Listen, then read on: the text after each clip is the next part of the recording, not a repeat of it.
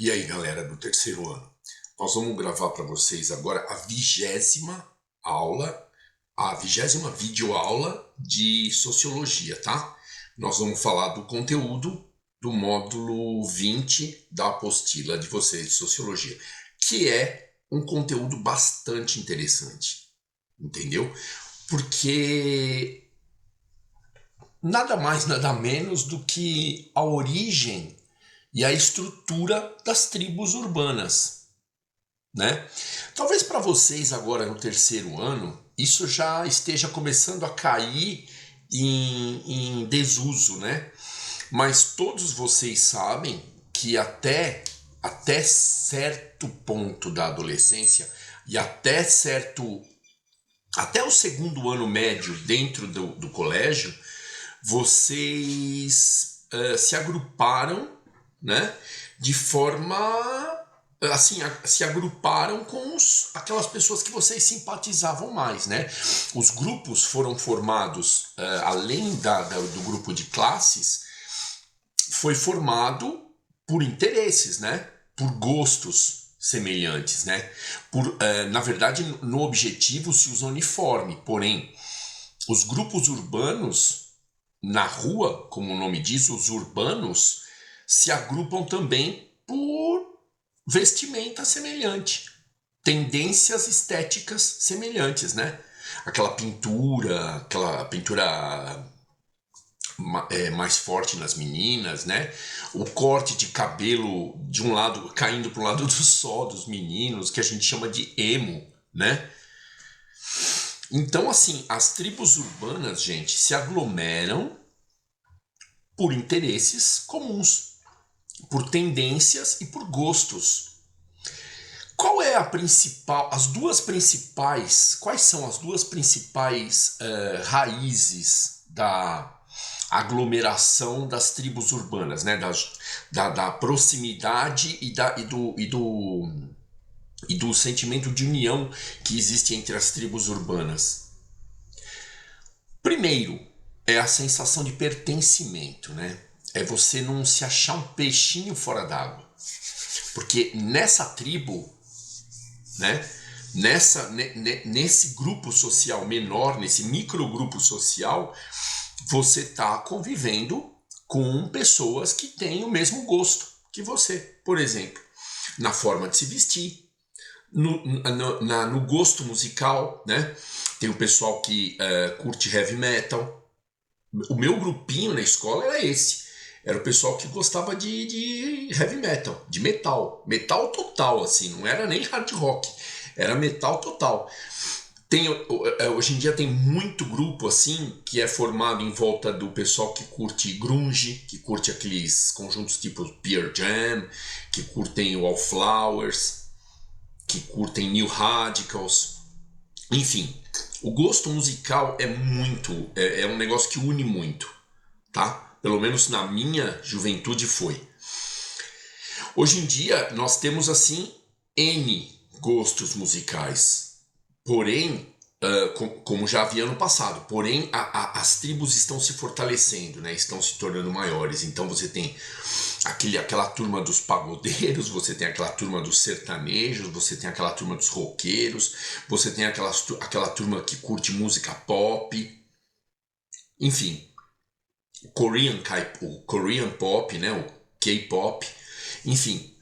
O gosto musical é uma coisa que une bastante. Mas vamos retomar a estrutura da tribo urbana. Primeiro é satisfazer esse senso de pertencimento. Aquilo vai significar para você a união, a proximidade com pessoas mais parecidas com o teu jeito de ser e com os teus gostos, vai te dar uma sensação de pertencimento maior, né? Vai afastar de você aquela sensação de isolamento, aquela sensação de o que eu estou fazendo aqui, eu não tenho nada a ver com isso, né? E o segundo grande motivo é a sensação de empoderamento em relação ao Estado, ao poder. Veja só, porque a tendência da pós-modernidade, qual é? É o individualismo, o egoísmo, o isolamento individual, inclusive, né? Lembra que a gente conversou há um tempo atrás a respeito do aumento da incapacidade do indivíduo de fazer planos para o futuro, de fazer planos para si mesmo, de criar relações mais estáveis, né?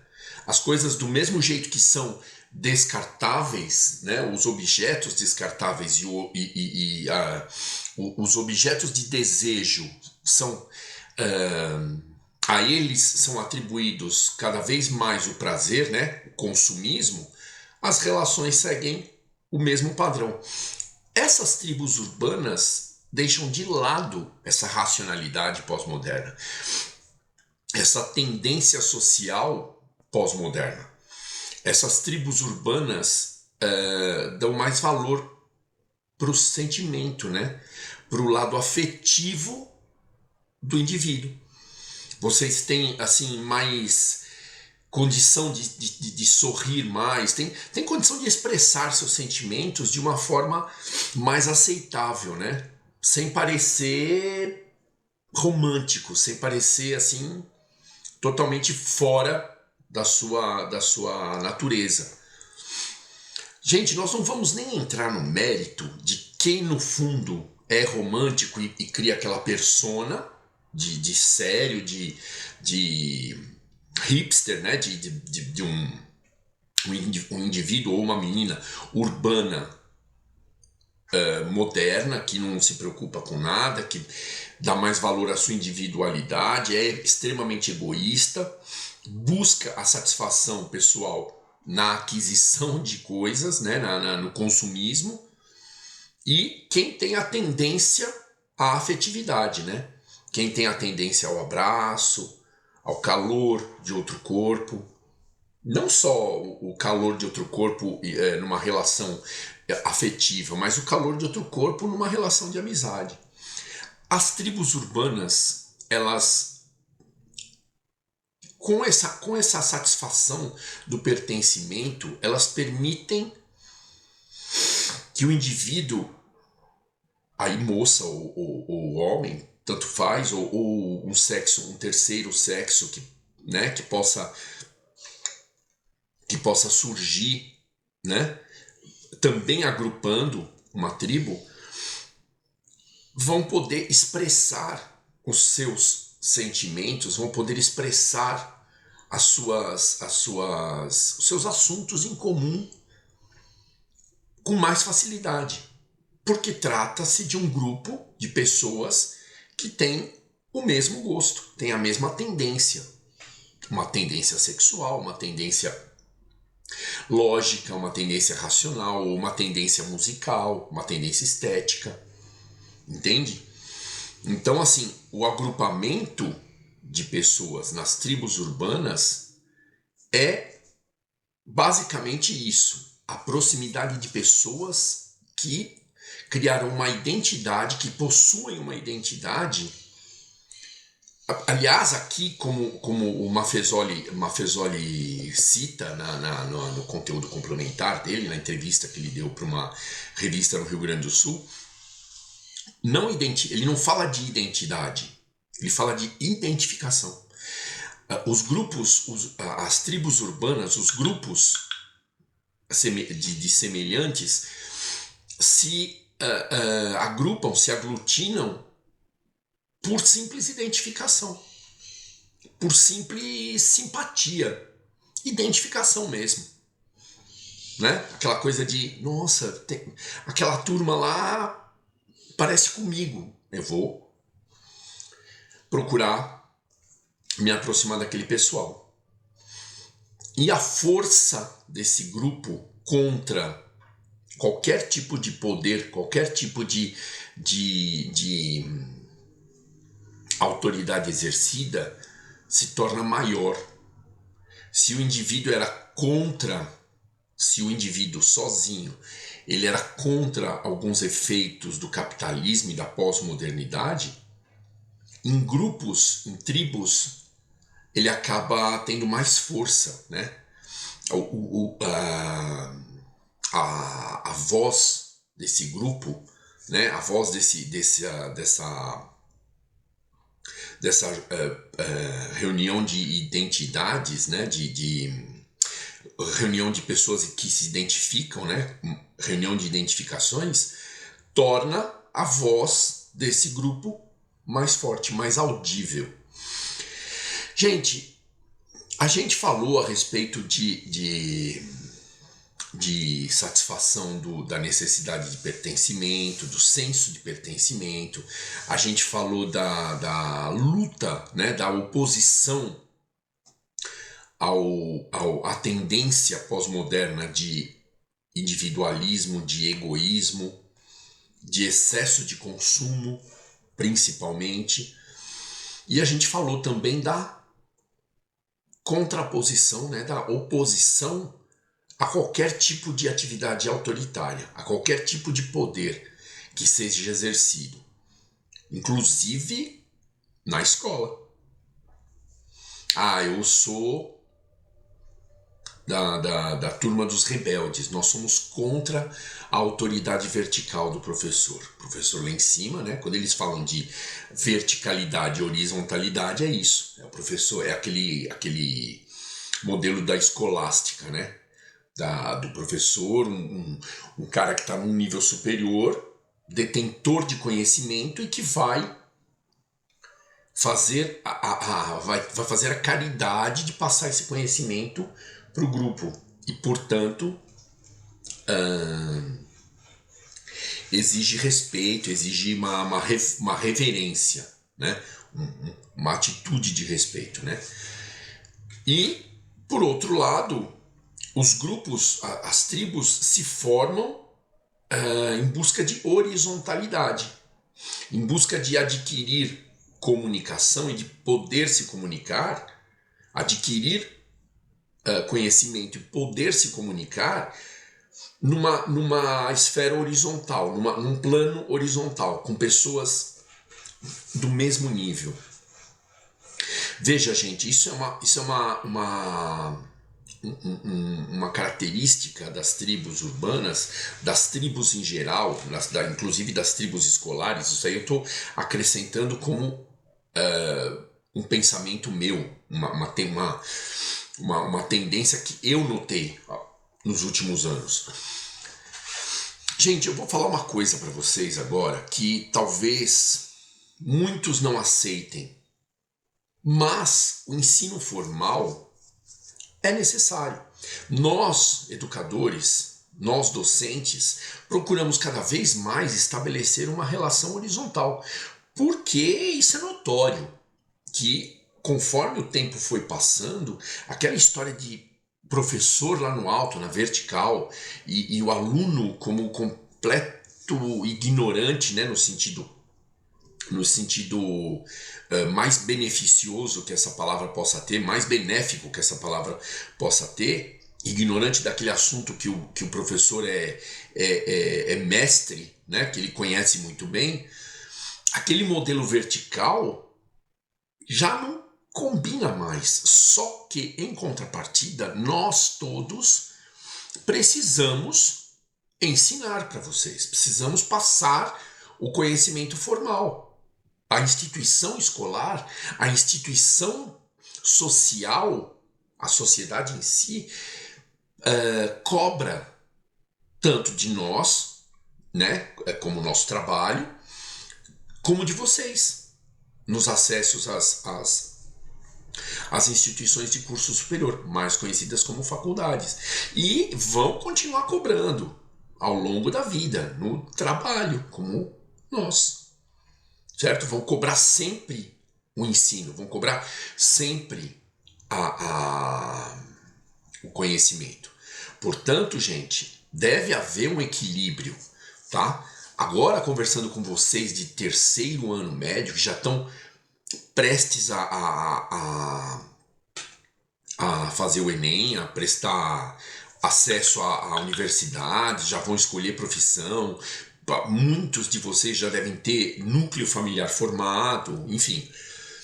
Fica muito mais simples de eu falar isso para vocês. Agora, eu vou tentar, junto à coordenação, né, assim, organizar uma aula presencial para o pessoal que está finalizando o fundamental, assim, talvez nono ano, né?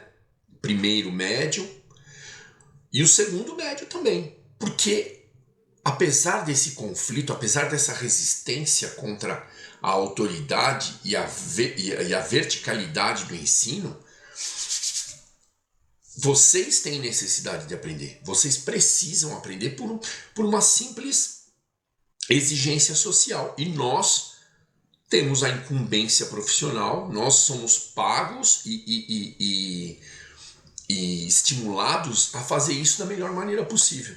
Portanto, essa resistência das tribos urbanas, uma característica principal da tribo urbana aqui, a resistência à autoridade, a resistência ao poder, ela tem que ser equilibrada, tem que ser medida, né? Tem que ser acomedida.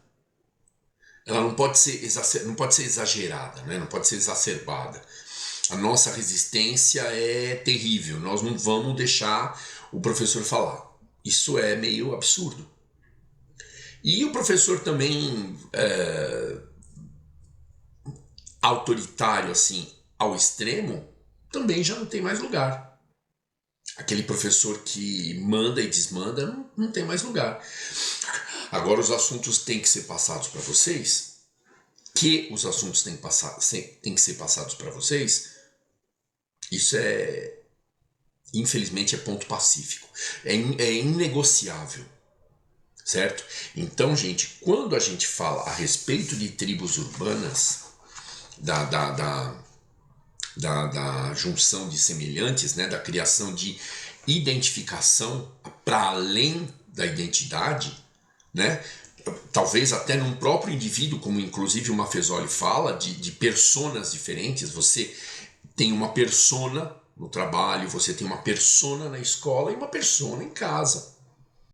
Pode haver, inclusive, uma quarta persona num indivíduo só, né? Pode haver várias, né? Eu tô citando, eu tô criando um modelo ao redor de um indivíduo que esteja na época escolar. Trabalha, né? Mas estuda ao mesmo tempo. E tem a sua casa, tem a sua família, pai, mãe, ou responsável, enfim. Porque, gente, a persona em latim, a persona em si significa uma máscara, né?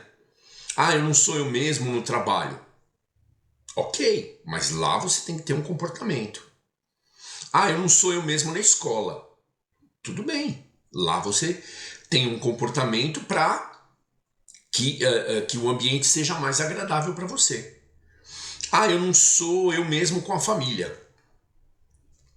Você, cada um em especial tem que saber a forma de se comportar com a família. Eu só sou eu mesmo na minha tribo. Ok, é para isso que existe a tribo urbana. Para que as identidades criem afinidades, criem identificações.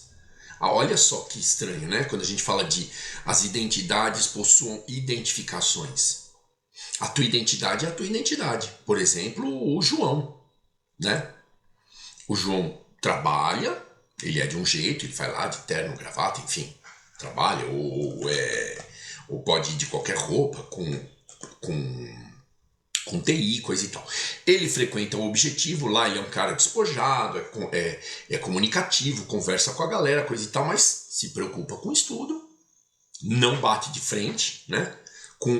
Não estou falando com o professor, com a necessidade de aprender. Ele compreende muito bem que ele precisa daquilo, você entendeu? Aquele período na escola é necessário, é de capital importância. Quando eu falo capital importância, significa assim, é de total importância para a inserção do João na sociedade. Na casa dele, ele se comporta de acordo a não chocar o pai, a mãe, enfim. Com a tribo dele, ele pode ser realmente quem ele é. Ele pode se vestir do jeito que ele gosta, ele pode conversar dos interesses dele, ele pode ser realmente quem ele é. Percebe a diferença entre identidade e identificação? Identificação seria simpatia, né? Você tem uma simpatia por um grupo ou uma outra pessoa que tem as mesmas tendências, os mesmos interesses que você. E a tua identidade é o João, né? Trabalhador, estudante, filho, ou neto, ou sobrinho, enfim. Percebe a diferença? Na tribo, ele tem identificação com o pessoal. E fora da tribo, ele tem a identidade dele. E ele assume personas de acordo com as exigências dos ambientes. Gente, esse assunto é bastante interessante. Então, quem tem interesse, quem se interessa por entender melhor a composição e as estruturas das tribos urbanas, eu aconselho que pesquise mais, tá? Porque o conteúdo do módulo 20 é muito curtinho. É muito curtinho, muito limitado, tá? Aqui no módulo 20, inclusive, fala-se a respeito do engajamento ideológico, né? Quando a gente fala de ideologia, é um derivado de ideias, né? O engajamento ideológico dessas tribos, que se faz em silêncio e se faz com atitudes de protesto, né? Não aquela atitude de protesto que a gente vê na televisão, protesto mesmo de gente brigando na rua, reivindicando com bandeira e coisa e tal. Ou discutindo política, né? Ou discutindo time, ou discutindo religião, por exemplo. Temas polêmicos. As tribos urbanas procuram atuar de uma forma silenciosa, justamente se opondo com o jeito de vestir, com o tipo de música, com as preferências estéticas, né? A pintura, o corte de cabelo, ao clássico, aquele modelo padrão, que às vezes os próprios componentes da tribo chamam de careta, aquele cara com a careta, o padrãozinho, né, da sociedade. Gente, inclusive, não é só entre jovens que existe isso, hein? Entre as pessoas mais velhas, né, na qual eu me incluo, eu, por exemplo, frequento clube de motoqueiro, perfeito? Porque eu me identifico com os caras. Nós todos conversamos a respeito de motos, motores e gostamos de rock and roll, percebe? Vestimos roupas, né, aqueles coletes parecidos. Então existe a formação de tribos urbanas durante a vida inteira do elemento, a vida inteira do indivíduo. Basta ele procurar afinidades para satisfazer algumas necessidades psicológicas, para satisfazer às vezes necessidades sociais que não está conseguindo, ele não consegue adequar as necessidades e os gostos dele, as preferências dele ao modelo tradicional da sociedade, ok? Gente, eu espero ter sido assim bom, né, assim, ter sido claro o suficiente a respeito de tribos urbanas. É um assunto interessante, mas é um assunto assim um tanto quanto lógico, né? É um assunto tanto quanto como é que se diz quando a gente lê? Interativo, né? Intuitivo. A tua própria intuição, a tua própria percepção do ambiente já te dá dicas a respeito das coisas. O que é importante é nós passarmos essa teoria para vocês. E por mais que vocês conheçam, saibam muito bem do que o professor está falando, aceitarem que alguns elementos são do conhecimento formal. Como, por exemplo, o livro do Maffesoli, do Michel Maffesoli, sociólogo francês, que escreveu, publicou esse livro em 88.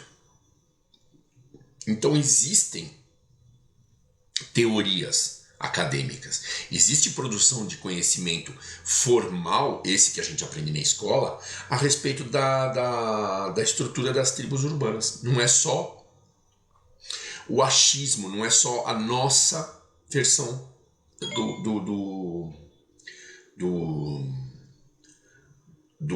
fato social, percebe? Não é só o que nós concluímos a respeito desse fato social. Ok?